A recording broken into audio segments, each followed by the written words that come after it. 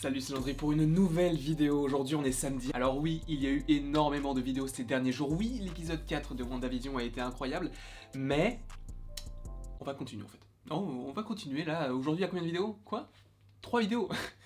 Yes. J'espère en tout cas que vous allez bien. Aujourd'hui dans cette vidéo nous allons parler comme tous les samedis matins à 10h ou à 11h, ça dépend de mon humeur. En tout cas ça sort le samedi matin et on va faire une vidéo sur une nouvelle pierre de l'infini. Et aujourd'hui c'est sur la pierre de l'âme. La pierre de l'âme qui est selon moi la pierre la plus mystique parce qu'on ne sait pas vraiment ce qu'elle peut faire et elle a été découverte très tard. Alors j'avais lu quelques commentaires qui me disaient oui mais du coup la vidéo sur la pierre de l'âme elle va durer 2 secondes. Ouais. Oui et non, oui, je peux te l'accorder, oui, on l'a pas énormément vu dans le MCU, mais en soi, il y a beaucoup de choses à dire dessus. Beaucoup peut-être pas, mais il y a des choses à dire dessus. Et de toute façon, je vais le faire sur toutes les pierres, donc la pierre de l'âme ne devait pas passer inaperçue. Donc la pierre de l'âme, c'est la dernière pierre qui a été découverte dans le Marvel Cinematic Universe. Et en fait, on peut se demander tout de suite, mais où est son point de départ? Il y a beaucoup de questions qui se posent autour de la pierre de l'âme, déjà, comme je vous l'ai dit, ses pouvoirs, parce que est-ce que Thanos utilise la pierre de l'âme? Pour beaucoup, non. Et pourtant, si, il a utilisé la pierre de l'âme, alors je ne parle pas du claquement de doigts parce qu'à ce moment-là il utilise toutes les pierres, mais je parle bien de l'affrontement qu'il a eu avec les Avengers sur Titan. Donc évidemment on va y revenir. Et c'est quasiment la seule fois où on a eu un lien avec la pierre de l'âme, seulement c'est différent. Enfin comme pour toutes les pierres, il n'y a pas qu'une seule utilisation des pierres de l'infini, mais pour celle-ci en fait c'est tellement peu exploité que on ne sait pas vraiment ce qu'elle peut faire, même si on va y venir. Et donc ce qu'il faut savoir déjà sur la pierre de l'âme, c'est qu'elle est orange. Il y avait énormément de théories sur le mot Thanos et sur les pierres de l'infini. Je vous rappelle, si vous ne connaissez pas forcément cette théorie, en fait à l'époque où on ne savait pas encore où était la pierre de l'âme, il y avait énormément de théories, et en fait on se basait sur le mot Thanos, puisque dans le nom Thanos, il y a 6 lettres, et donc dans le MCU, il y a 6 pierres de l'infini. Et il y a beaucoup de personnes qui ont parlé de ces théories en disant que le T ça représentait telle pierre de l'infini, le H telle pierre de l'infini, le A telle pierre de l'infini, etc. jusqu'au S. Et c'est pourquoi on va juste vite fait évoquer cette historique là pour après aborder vraisemblablement toute l'histoire de la pierre de l'âme. Puisque j'ai fait beaucoup de théories aussi au pré-Avengers Infinity War, à l'époque où on ne savait pas où était la pierre de l'âme. Et en fait, pour tout vous dire, le mot Thanos voulait dire, le T de Thanos signifiait Tesseract, donc la pierre de l'espace, le H c'était la pierre de l'âme, mais à l'époque on ne savait pas vraiment ce que c'était, le A signifiait Ether en anglais, donc à la pierre de la réalité, le N de Thanos correspondait à Necklace, et Necklace en fait c'est collier en anglais, et ça fait référence donc à l'œil d'Agamotto qui est porté comme un collier par Doctor Strange. Pour le O, c'était lié à l'orbe, donc la pierre du pouvoir dans les Gardiens de la Galaxie par exemple, et le S, c'était en référence avec Scepter, donc le sceptre de Loki, dans lequel il y avait la pierre de l'esprit. Et tout ce qui nous restait, c'était la pierre de l'âme qui était logiquement à la place du H. Sauf qu'il y avait énormément de théories, donc à l'époque où les théories commençaient à fleurir, on parlait d'Hela, puisqu'à l'époque c'était avant Thor Ragnarok, donc on se disait peut-être qu'Hela, sachant que c'est la déesse de la mort, et donc c'est peut-être lié à l'âme, est-ce que ce n'est pas elle qui a la pierre de l'âme? On avait aussi le mot Hammer, donc qui commence par un H et qui faisait référence au marteau de Thor,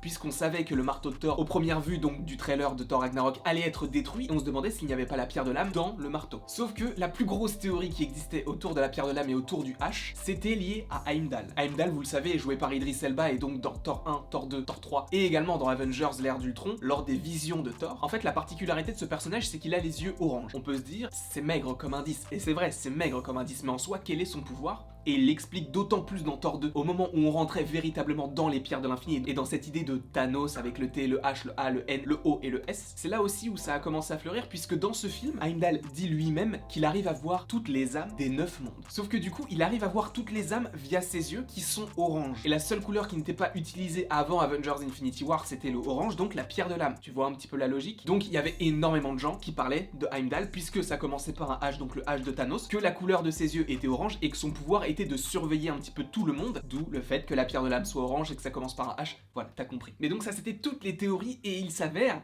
qu'il n'en est rien, puisque les scénaristes d'Infinity War, Kevin Feige et les frères Russo ont mis tout ça à l'œuvre, dans le sens où c'est pas du tout ça. Pour rappel, la pierre de l'âme se trouve sur la planète Vormir, la planète qui est selon moi la plus belle du Marvel Cinematic Universe. En fait, j'ai été fasciné par cette planète, de plus, quand tu sais qu'il y avait Crâne Rouge et que à l'époque j'avais dit qu'il allait revenir et qu'il est revenu, c'était fou, donc j'ai sacralisé d'autant plus cette planète, mais en plus de ça, si on te dit que c'est sur cette planète qu'est cachée la pierre de l'âme, là, moi je signe directement. Donc Vormir pour moi est la planète la plus énigmatique, la plus belle et la plus intéressante du Marvel Cinematic Universe. Quoi qu'il en soit, revenons-en à l'histoire. Donc la pierre de l'âme a vraisemblablement été créée par quelqu'un. Donc est-ce qu'on aura la réponse dans les Éternels? La vidéo arrive très vite. La première fois donc, c'est possiblement lié aux Éternels, mais on ne va pas évoquer ce film puisque ce film n'est pas encore sorti. La première fois qu'on voit la pierre, c'est donc dans Avengers Infinity War, et c'est au moment où on découvre que Crâne Rouge est toujours en vie, parce que Thanos recherche les pierres à l'aide de Gamora puisqu'elle sait où est la pierre de l'âme. Comment est-ce qu'elle le sait? Je ne sais pas, mais en tout cas, voilà, facilité scénaristique, Ok, donc on apprend à ce moment-là que Red Skull, donc Crâne Rouge, est toujours en vie. Et que dans Captain America The First Avenger, il n'a donc pas été tué par le Tesseract, mais envoyé dans l'espace, comme le principe du Tesseract qui est donc la pierre de l'espace. Et Crâne Rouge le dit lui-même, je me suis approché un peu trop près des pierres de l'infini et on m'a banni sur cette planète en guise de punition. Et du coup, maintenant, il doit garder une pierre de l'infini qui est donc la pierre de l'âme. Et cette pierre de l'âme, pour l'avoir, il faut sacrifier un être cher, ce qui fait que Thanos jette Gamora de la falaise, Thanos récupère la pierre de l'âme et c'est vraiment très mystique parce qu'il se trouve en haut de la falaise, mais il se réveille dans l'eau. Après, on peut se poser énormément de questions. Est-ce que le bannissement de Crâne Rouge est caduque actuellement ou peut-être qu'il la garde toujours? Je ne sais pas. On n'en sait rien, on va pas forcément théoriser sur Crâne Rouge dans cette vidéo. Quoi qu'il en soit, c'est de cette manière-là qu'il faut récupérer la pierre de l'âme. Donc, Thanos l'a récupérée entre guillemets à Vormir. Seulement, dans le film, on t'explique vraiment que cette pierre de l'infini est extrêmement mystérieuse. Puisque si Crâne Rouge est le protecteur de la pierre de l'âme, ça veut dire que depuis 1945, elle n'a pas été découverte. C'est-à-dire que de 1945 à 2018, soit 73 ans, personne n'a pu récupérer la pierre de l'âme. Et ça, c'est une question qu'on peut se poser. Est-ce qu'il y a eu des possesseurs entre-temps? Moi, je ne suis pas sûr. Après, évidemment, de toute façon, on ne pourra pas forcément avoir de réponse puisque là, on se dirige vers le futur. Mais les éternels, lui, se passent dans le passé, en partie. Donc, est-ce qu'on aurait potentiellement des réponses? Je ne sais pas. Mais en soi, c'est vrai que la pierre de l'âme, elle n'a pas tant servi que ça. À quel moment est-ce qu'elle a été utilisée par Thanos, hors le fait d'avoir claqué des doigts? En fait, elle a été utilisée par Thanos face à Doctor Strange. À un moment, Doctor Strange se multiplie en face de Thanos et Thanos utilise la pierre du pouvoir ainsi que la pierre de l'âme pour savoir exactement lequel est le bon Doctor Strange. Est-ce que c'est la seule fois où la pierre de l'âme a été utilisée? Et selon moi, non. J'avais fait une vidéo il y a quasiment 3 ans, peut-être pas 3 ans, mais il y a 2 ans et demi au moins, où je me demandais si la pierre de l'âme n'était pas une pierre de l'infini maudite. Parce qu'en soi, tu dois perdre ce que tu aimes pour l'avoir, et du coup, pour claquer des doigts, il faut toutes les pierres. Donc en soi, tu es quand même attristé, donc tu es vraiment blessé au fond de toi. Donc en soi, la réussite de Thanos n'est pas totale, puisqu'il aurait jamais voulu tuer Gamora. Et en plus de ça, quand Thanos a claqué des doigts, il va dans un monde un petit peu étrange, où il parle à Gamora, mais petite. Donc tu te demandes si c'est dans sa tête, etc.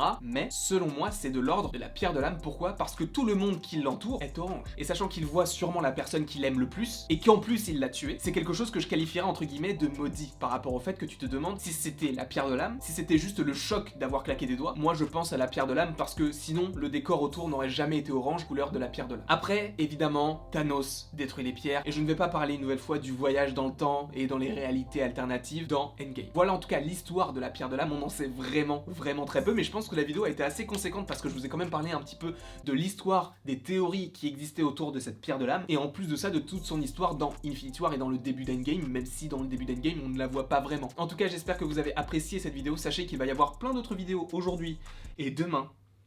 Alors, il y a plein de gens qui n'ont pas compris. Bon, après, c'est pas grave, hein, mais il y a plein de gens qui n'ont pas compris qu'en fait, les J moins quelque chose, là, que je mettais en onglet communauté, c'était pas pour attendre le prochain épisode de WandaVision, c'était pour vous teaser la vidéo de dimanche. Une vidéo de dimanche qui arrivera donc... Et ben dimanche du coup. Mais en tout cas, merci de me suivre et d'être aussi bienveillant, parce que même s'il y a YouTube, il y a également Instagram, il y a aussi TikTok, et je reçois beaucoup de messages très positifs, donc merci beaucoup à vous. Et après tout ce long laïus, il ne me reste plus qu'à vous dire à la prochaine, pour la prochaine.